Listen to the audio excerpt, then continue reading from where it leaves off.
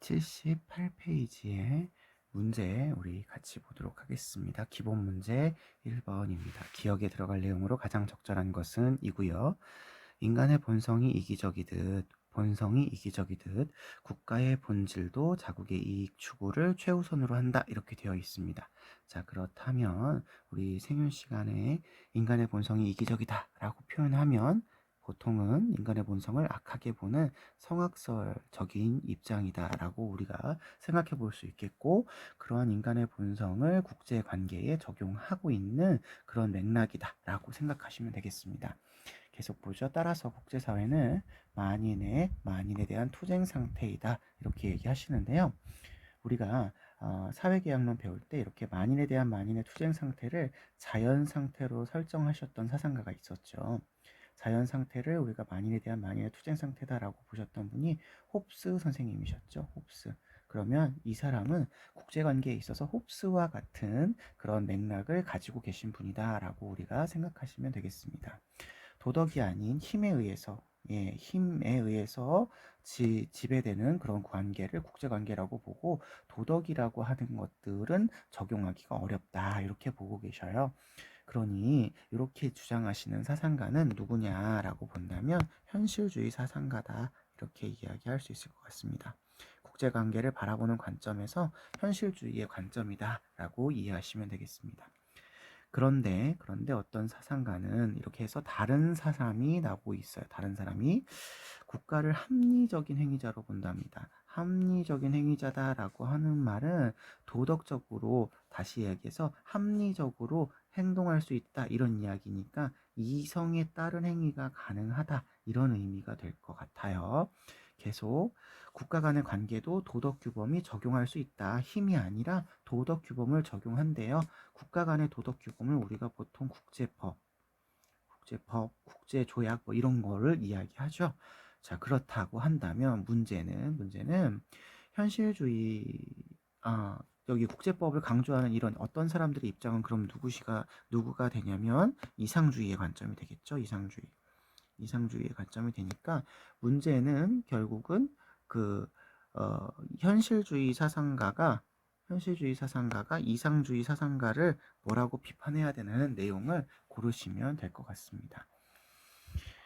자, 이런 문제를 푸실 때는 항상 뒤에 간과한다와 강조한다를 구분하는 게 중요하죠. 강조한다, 간과한다를 잘 보시고 문제를 풀어야 되겠습니다. 현실주의가 이상주의를 비판하는 내용이에요. 그러니까 앞에 부분은 형실주의가 할 수 있는 말이어야 되겠고, 이상주의는 간과하거나 강조하는 내용이어야 된다. 이런 얘기를 잘 구분해서 풀어보셔야 될 것 같습니다. 1번, 국가 간의 협력과 조화가 가능하다라고 하는 점을 강조하고 있는 게 이상주의잖아요. 이상주의가 강조하잖아요. 그러니까 현실주의가 이야기할 수 있는 게 아니고 이상주의가 간과한다라고 얘기할 수 있는 게 아닌 거죠. 2번, 국제사회가 권력투쟁의 장이다라고 하는 건 현실주의가 강조하는 입장이죠. 현실주의가 강조하는 건데 현실주의가 이상주의에게 강조한다라고 얘기할 수 있는 기억이 아닌 거죠. 3번, 국제사회에서 평화는 이룰 수 없다라고 되어 있는데요. 현실주의가 됐든 이상주의가 됐든 평화를 이룰 수 없지는 않습니다. 힘의 균형을 통해서 현실주의는 평화를 이룰 수가 있겠고, 이상주의는 국제법이나 국제관계를 규율하는 합리적인 방법을 통해서 평화를 이룰 수가 있기 때문에 어느 누구도 간과하고 있지 않아요. 그래서 이렇게 비판할 수가 없다라고 볼 수가 있을 것 같습니다. 4번, 국제사회에서 갈등이 불가피하다. 요 불가피하다라고 하는 표현은 일어날 수밖에 없다 이런 표현이거든요. 그러니까 갈등을 굉장히 당연한 것처럼 생각을 하는 그런 입장이라는 거예요. 그렇다라고 본다면 이거는 현실주의가 강조하는 입장이게 될 것 같고요. 이상주의한테 강조한다라고 비판을 할 수가 없는 거죠. 강조한다라고 비판할 수가 없는 겁니다. 5번, 국제관계에서 윤리는 영향력이 약하다. 그렇죠. 이건 현실주의가 영향력이 약하니까 권력 이런 것들을 통해서 국제관계를 다스려야 된다. 이렇게 이야기를 했기 때문에 이거 현실주의가 약하다라고 이야기할 수가 있겠고 이상주의는 아니죠. 예, 윤리나 도덕 규범으로 해결할 수 있다라고 이야기하니까 간과한다라고 이야기할 수가 있겠네요. 그러면 정답은 5번이 되겠습니다. 5번이 되겠죠. 2번 문제 보도록 하겠습니다. 2번. 다음을 주장한 사상가의 입장만을 보기 위해서 고른 것은입니다. 다음을 한번 볼게요. 1항, 2항, 3항이 나왔네요. 이게 지금 뭔가 규칙을 정해서 1항, 2항, 3항을 이야기하고 있는데 1항 먼저 보실게요. 모든 국가에서 시민 정치 체제는 공화정 체제여야 한답니다. 공화정 체제여야 된답니다. 공화정체. 공화정이 되어야 바람직한 국가 정치 체제라고 보고 있어요. 두 번째 보시면 국제법을 이야기하네요. 자유로운 국가들의 연방 체제에 기초해야 된다. 국제 관계에서는 국제법으로 문제를 해결할 수가 있대요. 우리 1번 문제에서 살펴보았듯이 그렇다라고 본다면 이거는 이상주의의 관점이다라고 이야기해 볼 수가 있을 것 같습니다. 현실주의적 관점은 아니네요. 여기 연방 체제에 기초한다라고 이야기했기 때문에 연방 체제를 기초해야지 세계 정부를 구성하는 것에는 세계 정부를 혹은 단일한 정부를 구성하는 것에는 반대한다. 라고 이 학자를 생각해 주셔야 되겠습니다. 세 번째 사망을 보시면 세계시민법은 보편적 우호 조건들로 국한되어야 된다. 이 말은 너무 과도한 세계시민법을 적용하여서 국가의 어떤 주권을 침해하면 안 된다. 주권 국가를 인정을 해 주어야 되고 다른 주권 국가를 침해하지 말아야 한다. 이런 이야기가 되겠죠. 그래서 친분을 유지하는 우호적인 조건들로만 제한을 해야 된다라고 보았기 때문에 지금 그 조항을 이야기하고 있는 사상가는 칸트 선생님이 되실 게고 칸트 선생님의 확정조항 세 가지가 되시겠습니다. 확정조항 세 가지가 되겠습니다. 칸트 선생님의 확정조항과 예비조항은 여러분들 기억해 두셔야 되실 것 같습니다. 자, 그러면 칸트 선생님에 해당하는 제시문을 고르시면 되겠습니다. 기억, 국가 간의 세력 균형을 통해서 세력 균형 표시해 주시고요. 이거 다른 말로 바꾸시면 힘의 균형입니다. 힘의 균형. 힘의 균형을 통해서 문제를 해결한다라고 하는 말은요. 현실주의 입장에서 사용하고 있는 방법이죠. 현실주의의 방법입니다. 그래서 평화를 유지할 때 세력 균형을 사용하는 것은 칸트와 같은 이상주의자들이 이야기하는 방법이 아닌 거죠. 니은을 보시면 모든 봉화국가의 독립과 자율성을 존중해 줘야 된다. 그렇죠.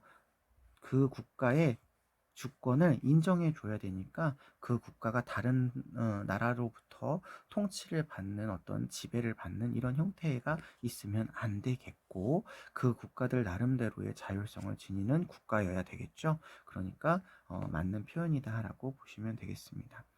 디귿, 국제법은 이성을 따르는 보편적인 원칙에 근거해야 된다. 칸트 선생님은 인간이 이성을 가지고 있어서 정언 명령이라는 도덕 원칙을 만들 수 있다 이렇게 이야기하는데 그게 그대로 국제 관계에서도 적용이 되죠. 그래서 국제법도 이성을 따르는 보편적인 규범이다 이렇게 얘기할 수 있겠습니다. 리을, 단일한 세계 정부를 통해 영원한 평화를 보장해야 된다. 영원한 평화를 다른 표현으로 이제 영구 평화라고도 합니다. 영구 평화라고도 하는데 영원한 평화를 보장하기 위해서는 단일한 세계 정부로 있어야 된다라고 하는 얘기예요. 그러나 칸트는 개별 국가의 주권을 인정해 주어야 되기 때문에 단일한 세계 정부로 통일해야 된다라고 표현하지 않습니다. 그래서 정답은 3번 니은 디귿이 정답이 될 수 있을 것 같습니다. 3번 문제 보도록 하겠습니다. 3번. 다음을 주장한 사상가의 입장으로 가장 적절한 것은 입니다. 다음을 한번 살펴보죠. 평화와 폭력은 인간의 생활뿐만 아니라 모든 종류의 생물체에서 총체적으로 나타날 수 있는 것이다. 평화와 폭력을 이야기하는 사상가다라고 우리가 알 수 있을 것 같아요. 생명은 몸과 마음에 가해지는 폭력을 겪을 수 있는데 이는 각각 육체적인 폭력과 정신적인 폭력으로 나누어진답니다. 육체적인 폭력이 있고 정신적인 폭력이 있대요. 국가 간의 폭력은 중요한 문제인데 성별 간, 세대 간 폭력은 더욱 중요하답니다. 우리가 보통 국가 간의 폭력은 이제 전쟁으로 많이 표현을 하고 있고요. 성별 간, 세대 간 폭력은 이제 국가 안에서 일어나는 폭력을 이야기하는 거겠죠. 그리고 인간 내면의 폭력, 여기 내면의 폭력이라는 말이 나오네요. 즉, 감정의 억압과 같은 정신 내부의 폭력이나 암과 같은 신체 내부의 폭력도 중요한 문제이다. 이렇게 얘기하고 있어요. 그러니까 요거는 개인에게서 나타나는 어떤 폭력적인 성향을 가리키고 있는 거예요. 자, 이렇게 폭력을 구체적으로 여러 가지로 구분을 해서 위에서 이야기하는 전쟁이나 테러와 같은 물리적이고 직접적인 폭력이 있기도 하면서 그리고 세대 간, 성별 간의 구조적인 폭력과 문화적인 폭력 이런 폭력이 있다라고 나누시는 분이기 때문에 이 평화 이론 사상가는 갈퉁 선생님이 되실 것 같아요. 갈퉁 선생님인데 요 마지막 문장이 좀 중요한 것 같습니다. 이게 지금 개인의 신체 내부의 폭력도 중요한 문제다 이렇게 얘기하고 있어서 지금 내면의 폭력 그리고 신체 내부의 폭력은 결국 개인 자신이 폭력으로부터 안전한 게 바람직한 거다 이렇게 보시고 계시는 거기 때문에 갈퉁 선생님에 있어서 평화를 잘 마련하는 길은 여기 물리적이고 직접적인 폭력에서 구조적이고 문화적인 폭력을 제거하는 방향으로 가야 된다. 이렇게 얘기하시면서 여기를 이제 국가 안보의 차원에서 여기 인간 안보의 차원으로 확대되어야 된다라는 표현을 쓰기도 하시죠. 자, 그렇다면 갈퉁 선생님의 이야기를 한번 골라보겠습니다. 1번 물리적인 폭력이 없는 상태가 진정한 평화다라고 했는데요. 진정한 평화는 소극적인 평화와 적극적인 평화가 모두 달성된 상태이고요. 소극적인 평화는 직접적이거나 물리적인 폭력이 없는 상태, 직접적이거나 물리적인 폭력이 없는 상태이고요. 적극적인 평화는 직접적이거나 물리적인 폭력 외에 간접적인 폭력으로서 문화적인 폭력과 구조적 폭력까지 모두 사라진 상태를 이야기하기 때문에 물리적인 폭력이 없는 상태가 평화이기는 하나 소극적 평화이고요. 진정한 평화라고 이야기하지는 않겠습니다. 2번 보겠습니다. 폭력을 제거하기 위해서는 어떤 수단도 정당화된다라고 되어 있는데요. 갈퉁 선생님은 폭력을 제거하고 평화를 유지하기 위해서 평화적인 방법을 써야 된다. 평화적인 방법을 써야지 폭력적인 방법을 써서 평화를 마련하는 것은 잘못되었다라고 이야기합니다. 3번 인간은 소극적 평화가 달성된 상태에서 가장 자유롭다라고 되어 있는데요. 가장 자유롭다라고 하는 것은 이제 어떠한 폭력도 없어진 상태를 이야기하고 있기 때문에 소극적인 평화가 곧 가장 자유로운 상태를 보장하지 않는다. 아까도 얘기했지만 적극적 평화까지 가야 진정한 평화니까 가장 자유로우려면 소극적인 평화와 적극적인 평화가 같이 있어야 됩니다. 4번 직접적인 폭력이 간접적인 폭력보다 항상 심각한 문제가 된다라고 했는데요.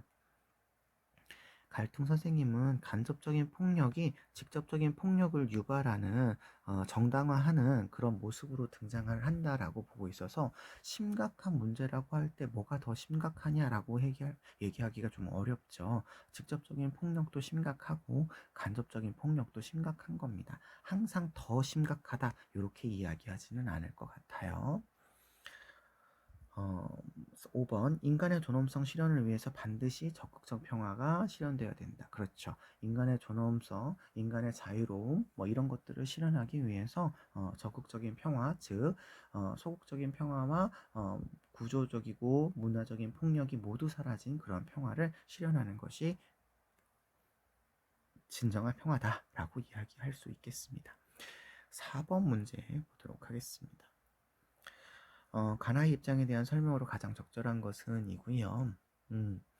가를 보시니까 세계화는 절대 빈곤층을 감소시켰으며 절대 빈곤층을 감소시켰으니까 세계화는 좋은 것 같네요. 각국의 경제 성장을 촉진했대요. 경제 성장도 촉진했답니다.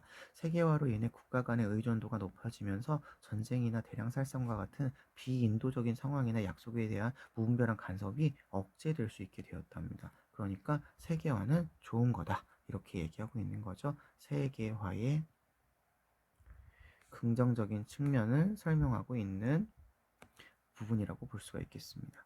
나를 보시니까 나는 세계화는 국가 간의 소득 격차를 증가시켰대요. 오히려 빈부격차가 증가됐고 개별 국가의 경제 정책만으로 자국의 경제 상황을 통제하기가 어려워졌으니까 이거 조금 부정적으로 보는 거죠. 그뿐만 아니라 선진국의 자본에 의해 약소국이 지배되면서 자연스럽게 정치적으로 종속되게 돼버리는 이런 문제가 생겼기 때문에 세계화는 좋지 않은 거야. 세계화의 부정적인 측면을 이야기하는 거죠. 자, 그렇다라고 본다면 가나의 입장을 찾아보겠습니다. 가는 세계화가 빈곤층에 불리하게 작용했다라고 하지 않고 경제 수준을 높였다 이렇게 얘기하고 있죠. 그러니까 이거 잘못됐고요. 이거는 오히려 나에 대한 설명이라고 볼 수가 있겠습니다. 2번 나는 세계와 국가 간의 경제 격차를 완화한 게 아니라 아까 많이 늘렸다, 증가시켰다 이렇게 이야기하죠. 그 다음에 3번 가는 나와 달리 세계화가 선진국에 많은 이익이 된다라고 보는데 선진국에 많은 이익이 된다라고 보시는 분은 여기 나저다. 나가 되겠습니다. 가는이 아니라 나는 이렇게 해야 되겠네요. 4번 나는 가와 달리 세계화가 주권을 강화했다라고 보는데요. 여기 정치적으로 종속되었으니까 주권을 약화시켰다 이렇게 해야 되겠죠. 잘못된 표현입니다. 5번 가난은 세계화가 세계 경제에 영향을 미쳤다. 그렇죠. 어떤 영향인지는 안 되어 있지만 긍정적이든 부정적이든 영향은 미쳤다. 이렇게 얘기할 수 있으셔야 돼서 정답은 5번이다 라고 볼 수 있을 것 같습니다. 5번 문제 보도록 하겠습니다. 다음 글의 입장에서 지지할 내용만을 보기에서 있는 대로 고른 것은입니다. 해외에서 인기 있는 한국 대중음악을 K-팝이라고 한답니다. K-팝은 어느 서양학자가 말한 세계 시민이 되는 동시에 자신들의 지역 뿌리에서 영양분을 흡수하고 자기 지역 문화를 풍부하게 가꾸어야 된다는 것을 실천한 성공적인 사례랍니다. 여러분 지금 여기 앞에 부분은 세계 시민이 된다라는 건 세계화를 얘기하는 거고 지역적 뿌리에서 영양분을 흡수한다는 건 지방화를 이야기하는 거죠. 그래서 세계화와 지방화를 같이 실현했다라고 얘기해서 요거 세방화라고 표현하기도 하고요. 영어로는 글로컬리즘이라고 표현하기도 합니다. 네, 뭐 이런 얘기죠. 이와 같이 세계적인 흐름을 거부하거나 고유한 문화적 특성만 고집하지 말고 인류의 공명을 추구하기 위해서 세계화도 인정하면서 자신의 지역적인 특색을 살려야 한다. 뭐 이런 이야기가 되겠네요. 자, 그러면 기억 보겠습니다. 열린 마음으로 전 지구적 화합을 추구해야 된다. 그렇죠. 화합은 추구하는 거죠. 화합을 추구하는 것은 잘못되진 않은 거죠. 그러니까 이건 맞는 표현이에요. 세계화적인 측면에서 화합을 추구하는 것은 좋은 겁니다. 니은 다양한 문화가 지닌 지역적 특색을 인정해야 된다. 그렇죠. 지역도 인정하는 거니까 지역적인 특색도 인정하는 거다. 이렇게 볼 수 있겠습니다. 디귿 선진국의 문화를 일방적으로 다른 지역에 이식해야 된다라고 하는 거는 이 문화만 더 중요하게 여기고 다른 지역의 문화는 별로 중요하지 않게 여기는 거니까 아까 화합하는 거하고 반대되는 거죠. 요거는 잘못된 거다. 이렇게 보시면 되겠고요. 리을 지역의 전통을 버리는 게 아니었죠. 아까 세방화는 지역의 전통을 잘 살리는 겁니다. 이거 역시 잘못된 표현이다. 세계적이고 보편적인 원칙을 따르는데 지역을 버리면 안 되죠. 그래서 잘못된 표현이라고 알아두시면 되겠습니다. 6번 문제 보죠. 다음 서술형 평가 문제와 학생 답안이다. 학생 답안의 기억 미음 중 옳지 않은 것은입니다. 국제 간의 정의를 A, B로 나누었고 이것에 대해서 서술하시랍니다. A를 보시니까요. 국제사회의 안녕과 질서를 해치는 행위를 한 사람이나 집단을 처벌하는 거예요. 우리 정의 할 때 얘기했지만 이 처벌하는 정의를 우리가 보통 교정적 정의 뭐 이렇게 얘기하기도 하고 다른 표현으로 형사적 정의의 측면이다. 이렇게 이야기하죠. 그 다음에 B를 보시면 국제사회에서 분배가 공정하게 이루어질 수 있도록 하는 거다라고 보고 있어서 분배의 공정성을 이야기하는 거니까 분배적 정의를 이야기하고 있는 거죠. 분배적 정의 이렇게 이야기하고 있는 거라고 보시면 되겠습니다. 자, 그러면 1번부터 기억부터 보시겠습니다. 반인도적인 행위에 대해 규제를 통해서 실현되는 정의랍니다. 그쵸? 반인도적인 행위를 했어? 잘못을 했어? 그러면 이걸 규제해. 이게 이제 형사적 정의죠. 맞는 이야기고요. B는 니은 재화를 공정하게 분배됨으로써 실현되는 정의랍니다. 아까 말씀드렸지만 공정한 분배에 관한 정의예요. 맞습니다. 디귿 A는 빈곤한 계층의 경제적인 여건을 향상시키기 위해서 노력한다라고 되어 있는데요. 빈곤한 계층에게 경제적인 여건을 많이 돌아가게 하기 위한 분배적 정의를 이야기하고 있는 것이지 형사적 정의를 이야기하고 있는 게 아니네요. 잘못됐습니다. 정답은 디귿. 리을 B는 빈곤 국가에 대한 경제적인 지원을 통해 빈곤국의 경제적인 개선을 도모하는 거죠. 맞습니다. A, B는 공통적으로 미음, 국제사회의 평화와 정의 실현을 위해 요구한다. 그렇죠. 어쨌든 정의와 관련된 거니까 평화와 정의 실현을 위한 형사적 정의와 분배적 정의를 이야기하고 있는 거다. 맞는 표현이라고 보시면 되겠습니다. 7번 보실게요. 다음을 주장한 사상가 입장에서 옳은 것을 보기에서 고르시랍니다. 자, 질서정연한 만민은 이라고 나왔네요. 질서정연한 사회를 이야기하고 만민법에 해당하는 질서정연한 만민이라고 표현을 해서 이런 특정한 사회를 가리키는 그런 사람이 주장한 내용이라는 걸 알 수 있겠고요. 뒤에 보시니까 고통받는 사회도 나오고 있습니다. 고통받는 사회가 구분되어 있어서 여기서 여기로 원조를 해야 된다. 근데 그게 의무다. 이렇게 보고 있습니다. 계속요. 사회들 간의 부와 복지 수준이 다양할 수 있고 그럴 것이라고 추정된다. 자, 이거 중요한 표현인데요. 부와 복지 수준은 다양하답니다. 부와 복지 수준이 다양하다라고 하는 표현은 부와 복지 수준이라고 하는 결과는 별로 중요하지 않다. 결과의 공정함이나 결과의 정의를 추구하고 있지는 않다라고 생각하시면 되겠습니다. 계속요. 원조의 목표는 이러한 부와 복지 수준을 조정하는 것이 아니라 고통받는 사회가 질서정연한 사회가 될 수 있도록 돕는 거다. 특히 이분은 부와 복지 수준을 조정하는 것이 아니라 정치, 문화가 질서정연한 사회의 체제로 만들어주기 위해서 원조를 해라 라고 주장하시는 분이죠. 사상가는 존 롤스 선생님입니다. 롤스 선생님이시죠. 자, 기억 보겠습니다. 민주적인 사회에서는 원조의 의무가 부과된다. 아까 의무 이야기했고요. 민주적인 사회는 롤스 선생님이 봤을 때 어느 정도 정의로운 사회예요. 정의 사회를 기반을 하고 있기 때문에 정의로운 사회, 아까 위에서 봤었던 질서 정연한 사회를 의미하는 거죠. 그러니까 이 정의로운 사회가 원조해야 될 의무가 있다. 이렇게 보시는 게 롤스의 입장이라고 보시면 되겠습니다. 니은 원조의 목적은 대상국의 정치 문화 개선에 있다. 아까 선생님이 말씀을 드렸죠. 체제를 바르게 만들어 주는 건데 그러기 위해서는 정치 문화를 올바른 체제로 바꾸어 주는 거다라고 말씀드렸습니다. 디귿, 원조는 모든 비민주적인 사회에 대해서 이루어져야 된다라고 했는데요. 모든 비민주적인 사회에는 고통받는 사회 이외의 사회도 들어가요. 때문에 고통받는 사회만 지원 대상입니다. 고통받는 사회만. 이게 고유명사라서요. 그냥 고통받고 있는 사회라는 대명사가 아니다. 고통받는 사회라고 특정 지어진 사회만 원조의 대상이다. 모든 아니다 라고 알아두셔야 되겠습니다. 리을, 원조는 각국의 경제적인 격차를 줄이기 위해서 시행되어야 되느냐? 아까 얘기했죠. 경제적인 부나 복지 수준을 향상시키기 위해서, 조정하기 위해서 실행되는 게 아니다라고 되어 있습니다. 아니다, 아니다, 아니다. 그러면 정답은 기억과 니은만 정답이라고 볼 수가 있겠습니다. 8번 문제 보겠습니다. 갑을사상가의 입장에 대한 설명으로 가장 적절한 것은입니다. 갑을 보시면 만약 어떤 사람에게 매우 나쁜 일이 일어나는 것을 방지할 수 있는 힘을 우리가 지니고 있고 그 나쁜 일을 방지함으로써 그에 상응하는 도덕적 중요성을 다른 일이 희생되지 않는다면, 자, 여기 중요한 표현이 나오고 있어요.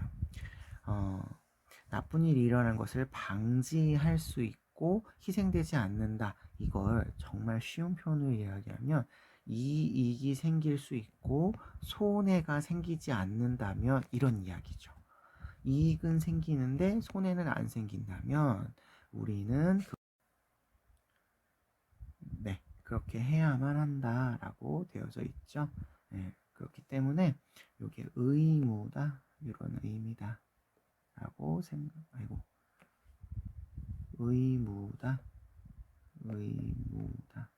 라고 생각하시면 되겠습니다.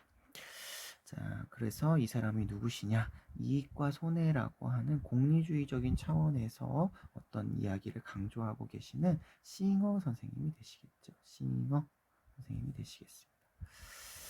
을을 보실게요. 을. 만약 어떤 소유가 기만이나 수탈과 같은 부정의한 방법으로 발생한 것이 아니라면 현재의 소유 상태가 과거의 불의로 형성된 것이 아니고 취득과 이전에서 정의의 원리를 따랐다면, 취득과 이전에서의 정의의 원리를 따랐답니다.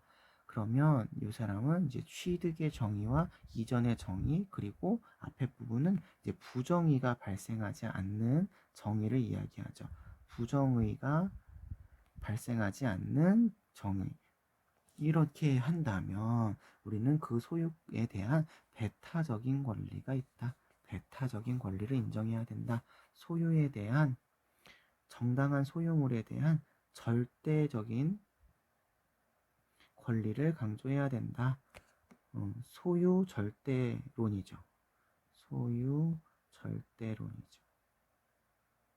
예, 이렇게 이야기하시는 분이라면 이제 해외 원조를 함에 있어서도 강제로 의무로 해야 되는 것이 아니라 내가 하고 싶으면 알아서 할 수 있는 자유에 맡겨야 된다 라고 보시는 분이라서 노직 선생님이다 라고 여러분들이 생각해 주시면 되겠습니다. 자, 그러면 1번 보겠습니다. 갑은 개인이 아닌 국가가 원조를 이양해야 된다라고 본다는데요. 싱어 선생님의 경우에는 개인이 아닌 국가가 아니라 누가 원조해도 최대다수 최대의 이익만 나오면 됩니다. 그러기 위해서는 사실은 개인적인 원조에 조금 더 중요성을 둘 뿐이지 개인이 아닌 국가다 이렇게 이야기하지는 않아요. 둘 다 가능하다 이렇게 보시면 되겠습니다. 둘 다 가능하다라고 보시면 되겠습니다. 그 다음에 2번, 싱어는 원조의 목적이 인류 전체의 복지 수준이 향상에 있다. 자, 싱어 선생님은 최대 다수, 최대 행복이잖아요. 인류 전체가 다수잖아요. 다수. 그리고 복지 수준 향상은 행복의 증가를 이야기하죠. 그러니까 원조를 통해서 다수의 행복이 증진시키는 것이 목적이다. 그러면 이게 싱어한테는 맞는 표현이다. 이렇게 볼 수가 있겠습니다.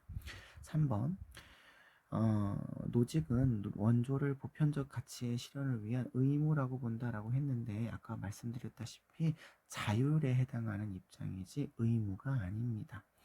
4번, 노직은 시잉어와 달리 사람들이 겪는 고통을 감소시켜야 된다. 고통 감소, 이익 증진은 시잉어가 강조하는 거죠. 시잉어가 강조하는 거지 을이 강조하지 않습니다. 노직이 강조하지 않는 거죠. 5번 갑을은 모두 원주가 개인의 선택에 따른 자선의 문제다라고 보는 건 아까 말씀드렸다시피 노직의 입장이고요. 을은요, 내가 피해를 보지 않는다면 다른 사람을 도와줘야 될 의무가 있다라고 보는 입장입니다. 따라서 이거는 갑은 제가 잘못 설명했죠. 이게 을이 아니라 싱어는 갑이었죠. 갑이 의무였죠. 갑은 해당되지 않고 을만 해당되는 거다. 이렇게 해서 정답은 2번으로 찾아주시면 되시겠습니다. 실전 문제 보도록 하겠습니다. 180페이지 실전 문제 1번입니다. 갑의 입장에 비해 을의 입장이 갖는 상대적 특징을 기업과 미연 중에서 고른 것은입니다. 갑을 보시면 국제 정치는 국가 간의 지속적인 권력 투쟁과 갈등의 연속이라 인간의 본성은 이기적이며 정치 권력과 강압으로 구성된 인간의 행위 영역이므로 국가는 자기 이익과 생존을 추구한다. 또한 국가는 무정부 상태인 국제사회에서 활동하므로 스스로 안보를 지켜야 된다. 이렇게 얘기하고 있습니다. 그러니 인간의 본성을 바탕으로 해서 국가의 본성도 악하고 이기적이다. 이렇게 보고 있는 국제관계를 보는 관점은 현실주의의 관점이다라고 이야기할 수가 있겠습니다. 현실주의다. 이렇게 얘기할 수 있겠습니다. 을을 보시죠. 을. 국제 정치는 국가 간의 상호작용을 통해 상호작용을 할 수 있다고 하고요. 균형과 조화를 추구한다 이렇게 되어 있습니다. 균형과 조화를 추구하고요. 인간은 합리적인 존재인 것처럼 정치 활동에서도 상호 신뢰를 바탕으로 협력할 수 있고 세계 평화는 이와 같은 상호 협력과 제도적 보장을 통해서 가능하답니다. 그러니까 상호 협력과 제도적 보장을 통해서 국제관계에서 세계 평화가 가능하대요. 국가들이 이런 규범을 지킬 의무를 갖고 이 규범을 잘 지키면 세계 평화를 이룰 수 있다라고 보고 있기 때문에 이상주의의 관점이다 이렇게 볼 수가 있겠습니다. 자, 그러면 보기에 있는 X를 한번 보시면요. 윤리를 국가 관계에서 적용할 수 있다고 본다라고 하는 거는 이상주의가 강조하는 거죠. 이상주의가 강조하고 현실주의는 윤리를 통해서 국제관계가 운영되는 것이 아니라 어떤 자국의 이익, 실리 이런 것들을 추구하는 과정에서 운영이 된다라고 볼 수가 있어야 될 것 같습니다. Y, 힘의 균형을 통해서 세계평화 실현을 한다. 힘의 균형이라고 하는 건 이제 강제력 같은 것들을 사용하는 거니까요. 이건 현실주의에서 강조하는 포인트라고 보시면 되겠죠. 그래서 현실주의적인 내용이기 때문에 을이 강조하는 게 아니다 이렇게 보시면 되겠습니다. Z축을 보시면 법을 통해서 국가 간의 갈등을 조정할 수 있냐 이렇게 보는 것도 이상주의의 관점이죠. 합리적인 어떤 활동을 통해서 제도적인 보장이 가능하다 이렇게 얘기하고 있는 게 이상주의니까요. 그러면 X축은 높아야 되고요. Y축은 낮아야 되고요. Z축은 높아야 되는 이런 형태가 되기 때문에 2번 니은이 정답이다 라고 찾으시면 되시겠습니다. 2번 문제 보도록 할게요. 2번 문제 가의 갑을 입장에서 나의 A 국가의 상황에 대해 제시할 수 있는 조언을 고르시랍니다. 갑을 보시면요. 부당한 전쟁, 종교적 박해, 압제 등과 같은 인류 역사상의 악들이 정치적 부정에 의해서 비롯된 것이랍니다. 그러니까 뭐 경제적인 문제나 다른 문제가 아니라 정치적인 어떤 부정의 때문에 이제 이런 문제가 생겼다고 보고 있어요. 이는 정당한 사회 정책과 정의로운 제도를 확립하면 해결할 수 있답니다. 정당한 정책, 다시 이야기하면 절차, 제도 이런 것들이 있으면 해결할 수 있대요. 그러나 적정 수준의 사회로 도달하지 못해서 고통받는 사회들이 있답니다. 자, 고통받는 사회가 있고요. 적정 수준의 사회, 즉 거의 정의로운 사회와 같은 수준의 국제사회가 있다라는 거죠. 그래서 질서 정연한 사회라고 한다면 이런 고통받는 사회들을 도와야 하는 의무가 있다. 이렇게 얘기하고 계십니다. 그러니까 해외 원조의 이야기를 할 때 질서 정연한 사회가 고통받는 사회를 지원을 해야 되는 것이 국제사회의 의무이다. 특히 이러한 국제적인 원조는 정치적인 부정의를 해결하기 위해서 정치 제도를 수정해 주는 것을 역할을 해야 된다. 이렇게 보시는 분이니까 롤스라는 사상가라고 보실 수가 있겠습니다. 을을 보시면요. 폭력은 인간의 욕구를 모독하는 것이다. 아, 폭력을 이야기하네요. 그래서 신체적, 직접적인 위해를 가하여 생존의 요구를 위협하는 경우도 있지만 복지나 정체성의 그리고 자유에 대한 욕구가 박탈되는 경우도 있답니다. 이런 것들이 모두 다양한 폭력이고요. 이런 것들을 정당화하는 문화적인 측면도 존재한대요. 그러면 신체적이고 직접적인 폭력 우리가 보통 직접적인 폭력 이렇게 얘기하고요. 그리고 정체성이나 복지 그리고 자유에 대한 욕구가 박탈되는 이런 폭력을 우리가 구조적인 폭력 그리고 이러한 다양한 폭력을 정당화하는 문화적인 측면을 우리가 문화적인 폭력 이렇게 나누어서 폭력을 설명하시는 분은 갈퉁 선생님이시죠. 갈퉁 선생님이십니다.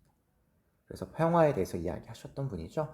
나를 보시니까요. A 국가는 과거 방식 그대로 왕이 통치를 해요. 왕이 통치를 하며 신분제를 유지하고 있답니다. 왕이 외부적으로는 세계화에 부응하지 못하고 내부적으로는 권위적인 통치 방식을 고수하고 있어서 국민들의 인권이 제대로 보장받지 못하고 빈곤에 시달리고 있답니다. 이럴 때 갑과 을은 뭐라고 얘기해야 되느냐를 고르시면 되겠네요.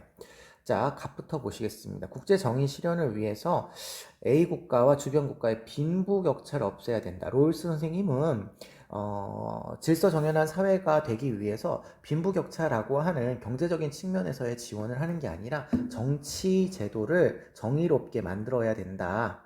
정치 제도, 정치 문화 이런 것들을 정의롭게 만들어야 된다. 이렇게 보시는 분이죠. 그래서 빈부격차를 없애야 된다. 이 말은 잘못된 표현입니다.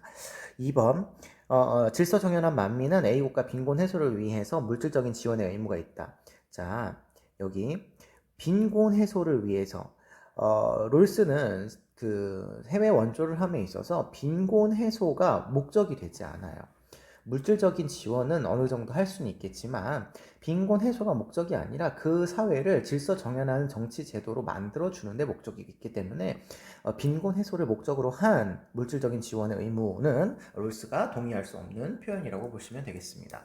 3번 을은 A 국가에 정의롭게 변화시키기 위해서 사용되는 무력의 사용은 정당화될 수 있다. 이렇게 얘기하고 있네요. 갈퉁 선생님은 어떤 사회를 평화로 만들기 위해서 폭력적인 방법을 사용하는 것을 반대합니다. 평화를 수립하기 위해서 평화적인 방법을 써라. 평화적인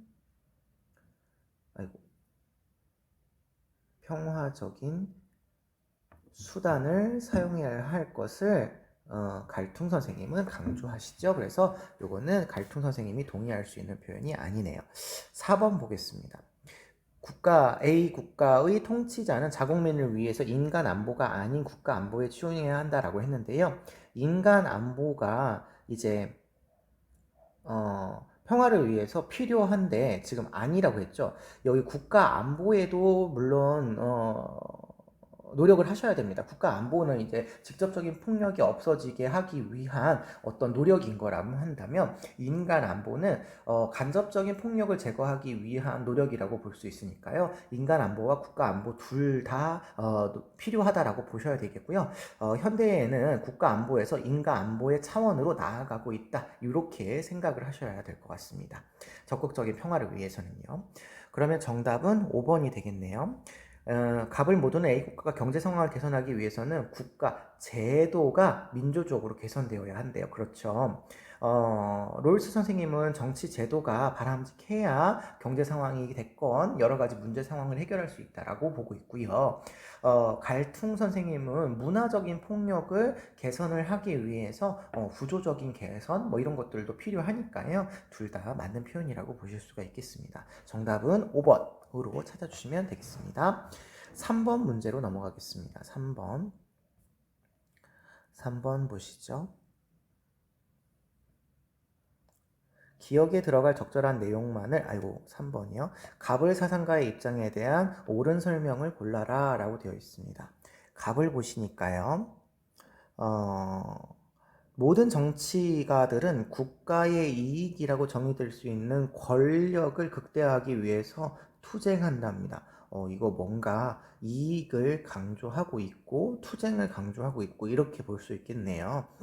이런 철칙은 국가들 간의 관계에 적용이 되어서 국제관계는 무한한 욕심을 추구하는 인간의 본성의 바탕을 두고 약육강식의 논리를 따라서 국가는 국력을 확장시키기 위해 노력하고 약소 국가들은 강대국과 동맹을 맺어서 세력 균형을 이루려고 한다. 이거 앞에서 살펴봤던 현실주의적인 관점. 현실주의의 관점이라고 볼 수가 있겠죠. 대표적인 현실주의 사상가가 모겐소가 있는데요. 이 모겐소 선생님에 대한 이야기라고 보실 수가 있겠습니다. 을을 보시면요. 가장 높은 수준의 입법적이고 도덕적인 힘은 이성이랍니다. 이성은 절대적으로 권리의 차원에서 전쟁을 배격하고 전쟁을 싫어한답니다. 의무의 차원에서 평화를 구축하게 된답니다. 그러니까 평화를 구축하는 게 이성에 마땅한 의무라는 거죠. 이것은 국가 간의 합의 또는 협정이 국가 간의 연합 혹은 연맹체를 확립한다는 것을 의미하며 이러한 연맹은 구성 국가들의 주권을 계속 유지하면서도 영속적인 평화를 확립할 수 있다. 이성이라고 하는 활동을 통해서 세계 평화 유지가 가능한데 협의나 협정과 같은 국제적인 어떤 국제법, 국제조약 이런 것들을 통해서 국제연맹을 확립하고 이런 것들을 가지고 있으면서도 계속 국가의 주권을 유지하면서 영구평화가 마련된다. 이거 영구평화를 이야기하는 거죠. 영구평화가 마련된다. 이렇게 보고 계시는 사상가이기 때문에 이 사람은 이상주의 사상가 중에서도 칸트 선생님의 이야기가 되겠습니다. 자, 그러면 1번부터 보실게요.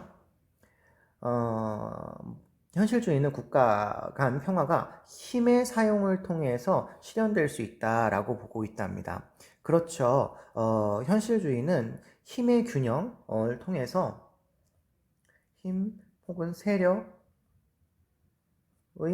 균형을 통해서 일시적이지만 평화가 실현될 수는 있죠.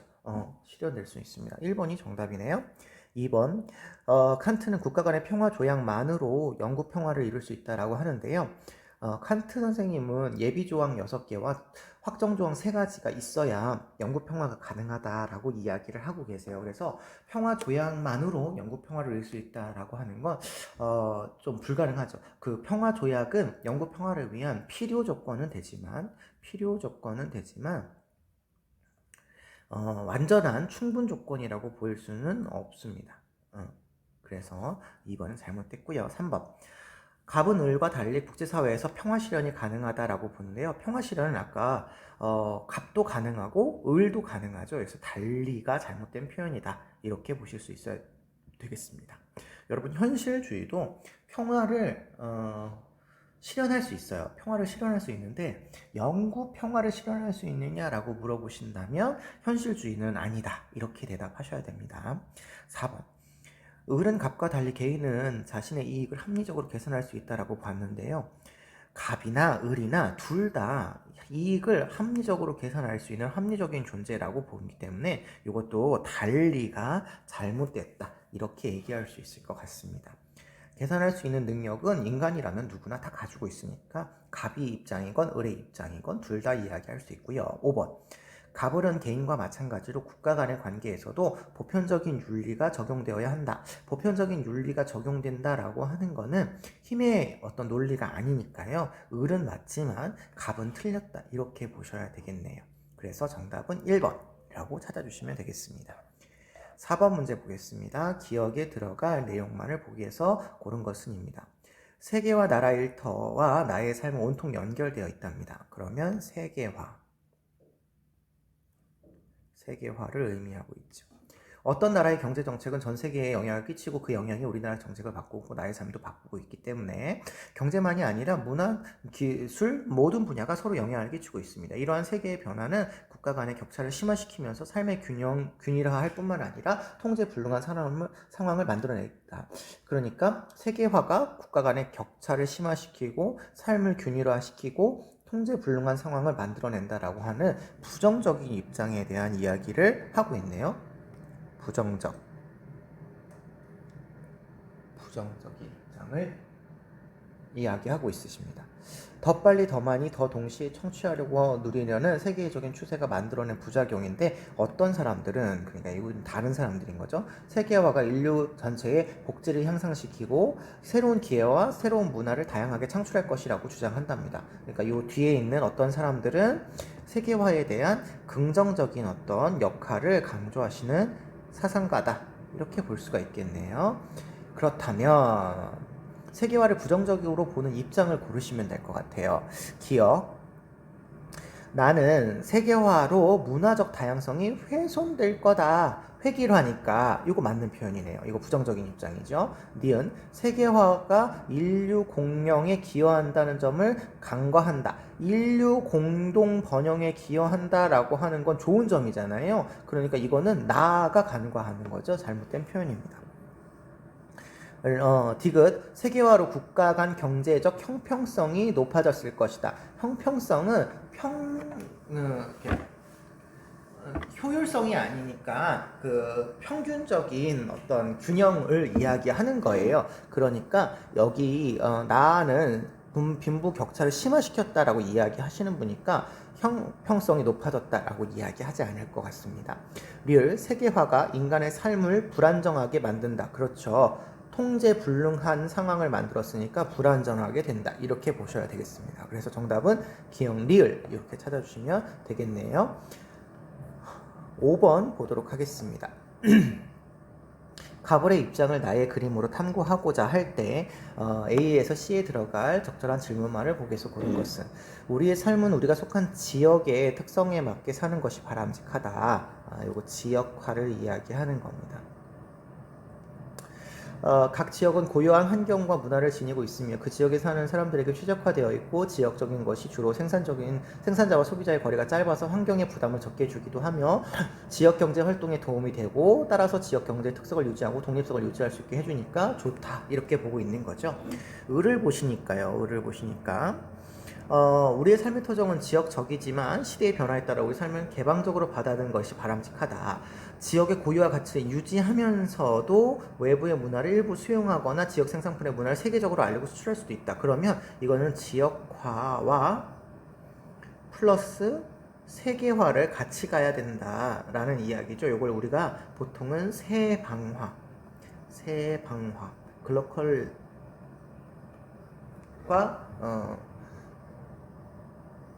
그러니까 지역화와 세계화를 합성한 그런 표현으로 이야기할 수 있겠죠. 자, 그러면 이렇게 보시면 갑은 지역화, 여기는 세방화 이야기입니다. 기억을 보시면요. 지역 전통의 유지는 지역 발전에 기여하는가라고 본다면 갑도 맞고 을도 맞죠. 그러니까 이건 A에 들어갈 수가 없습니다. 니은 지역적인 삶의 방식은 자연 친화적인 것인가? 그렇죠. 갑이 맞는 이야기라고 할 수 있겠죠. 물론 을도 맞다 이렇게 얘기할 수도 있을 것 같습니다. 디귿 지역적인 것은 세계 조화에 이르며 양립할 수 있는가? 그렇죠. 여기 을은 세방화를 추구하니까 양립할 수 있다라고 보고 있습니다. 물론 이제 갑의 입장은 지역화를 강조하기 때문에 여기까지 표현하고 있지는 않아요. 굳이 여기가 따지지는 않으셔도 될 것 같습니다. 리을 지역적 가치와 인류의 보편적인 가치를 함께 고려해야 되는가? 그렇죠. 세방화니까 같이 고려해야 되는가? 이렇게 얘기하는 거고 지역화만 주장하시는 분은 그렇지 않을 이야기인 거죠. 그래서 정답은 디귿 리을, 니은 디귿 리을 이렇게 찾아주시면 되시겠습니다. 6번 보시죠. 6번. 지금 4번과 5번에서 살펴보았었던 세계화와 지역화 관련된 문제는 실제로 모의고사나 수능에서 잘 출제되지 않았던 부분이고요. 출제가 되더라도 충분히 제시문을 통해서 우리가 문제를 해결할 수 있는 그런 영역에 해당됩니다. 그러니까 너무 자세하게 공부를 하지 않으시는 게 효율적이라고 선생님은 생각을 합니다. 6번 보시죠. 폭력에는 간접적인 폭력, 직접적인 폭력이 나누어진답니다. 이렇게 나누는 사람은 우리가 배운 사상가로는 갈퉁 선생님밖에 없어요. 갈퉁이라고 보시면 됩니다. 비참한 것도 고통의 한 형태이므로 어딘가에 폭력이 존재하고요. 우리는 간접 폭력이 구조적 폭력이다. 간접적 폭력이 구조적 폭력이다. 라는 입장을 취할 수 있게 된답니다. 직접적인 폭력이 우리 신체에 직접적으로 가하는 폭력이라면 간접적인 폭력은 사회 구조나 자체에서 일어난다. 사회 구조 자체에서 일어난다. 사람들 사이에서는 집단 간의 사회 간의 사회들의 집단이나 동맹, 지역 간에 발생하는 그리고 인간 내면에서 성격 구조로부터 생기는 간접적이고 정신적이고 의도되지 않은 폭력이 존재하는데 이런 모든 것들이 이면에는 문화적 폭력이 있어서 문화적 폭력은 구조적 폭력과 직접적 폭력을 정당화하는 그런 모습을 보인다라고 보는 사람이니까요. 갈퉁이십니다. 부정의 대답을 할 질문을 고르시면 되겠어요. 1번. 진정한 평화 실현을 위해서는 직접적인 폭력이 소멸되어야 하는가? 그렇죠. 직접적인 폭력과 간접적인 폭력이 모두 소멸되어야 하니까 직접적인 폭력이 소멸되어야 한다는 얘기는 맞는 이야기죠. 2번 개인의 자아 실현을 위해서는 소극적인 평화가 달성해야 되는가? 소극적인 평화는 직접적인 폭력이 없어진 상태예요. 그런데 어쨌든 개인의 자아 실현을 위해서는 소극적인 평화가 있기는 해야 되는 거죠. 그래서 이것도 맞는 표현이고요. 소극적인 평화만 달성되어야 되는가는 아닌 거죠. 3번. 폭력에 대한 도덕적인 판단은 법적 적합성 여부에 따라서 판단해야 되냐라고 보고 있습니다. 폭력에 따른 도덕적인 판단이라고 했는데 법적 적합성 여부에 따라서 판단해라 이렇게 얘기하고 있잖아요. 갈퉁 선생님께서는 불법적인 부분도 물론 해당되지만 구조적이고 문화적인 폭력의 경우에는 법이 허용하는 것도 폭력이 될 수가 있어요. 그러니까 이거는 법에 따라서만 판단한다 이렇게 얘기할 수는 없을 것 같습니다. 그래서 정답은 3번으로 찾아주시고요. 4번 간접적인 폭력은 인도주의를 실현하기 위한 경우에도 사용되지 말아야 되는가? 그렇죠. 아까도 말씀드렸는데 갈퉁 선생님은 평화를 위한 수단으로서 폭력적인 수단은 배제한다. 이렇게 보셔야 되겠습니다. 5번 평화의 개념을 국가 안보의 차원에서 인간 안보의 차원으로 확장돼야 되는가?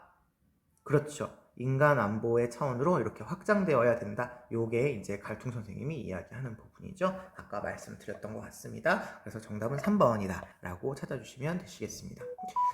7번을 보도록 하겠습니다. 7번. 가불병 사상가의 입장을 나의 그림으로 표현할 때 A에서 F에 대한 내용을 고르시라고 되어 있습니다. 가불병 사상가를 알아보죠. 질서 정연한 사회 는 장기적인 목표는 고통받는 사회들을 질서정연한 만민의 사회로 가입시키는 것이며 이를 위해서 원조해야 된답니다. 누구신가요? 롤스 선생님이시죠. 롤스. 을 보시면 소유물을 정당하게 취득했거나 이전받았다면 취득과 이전이 정당했다면 우리는 그 소유물에 대한 정당한 권리를 가지며 빈곤한 사람들을 돕는 것은 개인의 자율적인 선택, 자선이다 라고 보고 계시니까 노직 선생님이시네요.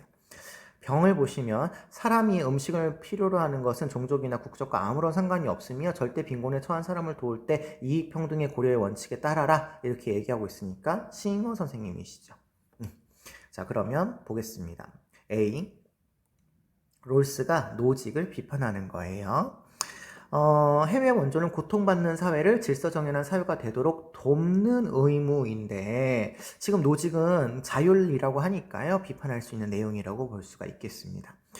F는 싱어가 롤스를 비판하는 겁니다. 롤스가 싱어를 비판하는 거죠. 해외 원조의 목적이 국가 간의 경제적 격차를 줄이기 위함이다 라는 말을 롤스가 하지 않아요. 물론 싱어도 하지 않습니다. 그래서 이거는 아예 잘못된 거다 이렇게 보셔야 되겠습니다. 그 다음에 디귿 B하고 D인데요. B하고 D는 노직이 롤스와 싱어를 비판하는 내용입니다. 해외 원조는 의무가 아닌 개인의 자선의 차원에서 이루어져야 해 라고 하는 것을 노직이 이야기하죠. 그에 비해서 싱어와 롤스는 의무의 차원으로 이해하니까 간과한다 이렇게 이야기할 수 있겠습니다. 리을 C하고 E네요. 싱어가 롤스와 노직을 비판하는 겁니다. 해외 원조는 세계 시민주의 입장에서 개인이 해야 할 의무다. 이 말을 싱어가 할 수 있죠. 싱어가 할 수 있는 말입니다. 그런데 롤스는 의무는 의무이지만 세계 시민주의적인 입장이 아니라 국제주의적인 입장이에요. 그래서 국가 간의 경계를 구분을 합니다. 그래서 롤스한테 비판할 수 있는 내용으로 간과한다 맞고요. 노직 선생님은 의무라고 보지 않고 자선이라고 보고 있기 때문에 간과한다 이렇게 얘기할 수 있는 부분이네요. 그래서 정답은 기역, 디글리을 4번이 정답이 되면 될 것 같습니다. 자, 8번 문제 마지막으로 보면 사치품과 부질없는 것에 낭비할 만큼 돈을 충분히 가진 사람들은 모두 절대적인 빈곤에 처한 사람들에게 자신의 소득 중 일부를 나눠 주어야 한다. 네. 내가 뭔가 충분히 가졌어. 충분히 가진 사람들은 내가 절대적인 빈곤에 처한 사람들 도와도 별로 문제가 되지 않는 거예요. 그래서 그럴 경우에는 자신의 소득의 일부를 나눠주랍니다. 이런 기준에서 이런 기준을 충족하지 못하는 사람들은 전 지구적인 윤리 의무를 공정하게 나눠 갖지 않은 거래요. 그러니까 이게 윤리적인 의무가 되고 의무를 지켜야 된다. 따라서 심각하게 도덕적으로 잘못된 일을 하는 것으로 간주되어야 하고요. 1년 소득 중에 일부인 그다지 많지 않은 금액만이 우리가 기부된다면 전 지구적인 빈곤을 제거하는 길로 들어설 수 있게 된다. 이렇게 보고 있습니다. 여러분 제가 이 사상가에 대해서 누구라고 말씀을 드렸냐면 싱어라고 말씀드렸죠.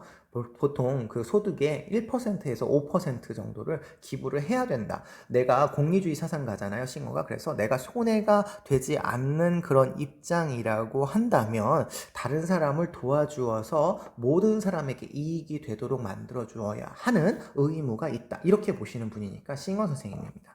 자, 그렇다면 첫 번째 입장을 보시겠습니다. 원조의 대상에서 민주적인 국가의 빈민은 제외되어야 되느냐라고 이야기하고 있습니다. 이게 계속 논란이 되어 왔던 이 선지인데 우리는 평가원의 기준을 따라가야만 하고 있기 때문에 이렇게 보셔야 됩니다. 싱어는 공리주의 입장이기 때문에 최대 다수 최대 행복이에요. 따라서 민주적인 국가라고 해도 빈민들을 구제를 했을 때